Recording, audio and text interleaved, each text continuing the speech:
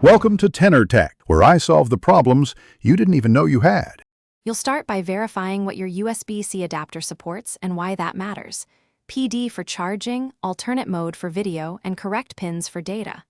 Once you have a matching adapter, inspect both ports and the cable for debris or bent pins. A quick visual check prevents failures. Now make the first connection slowly, insert firmly but without force, aligning the reversible plug.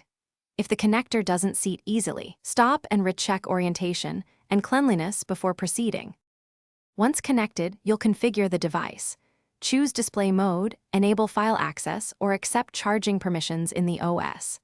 On laptops, open display settings to set resolution and scaling when using video over USB-C. Mismatches cause flicker or no signal. For data, confirm transfer protocols, MTP, PTP, and allow permission prompts. If charging, verify power delivery wattage shown by the system. Make sure the cable and adapter are rated for the required wattage to avoid slow charging or overheating. To finish, properly eject storage or network devices before unplugging to prevent corruption. Securely route the cable to avoid stress on the connector and store the adapter in a dry, protected place.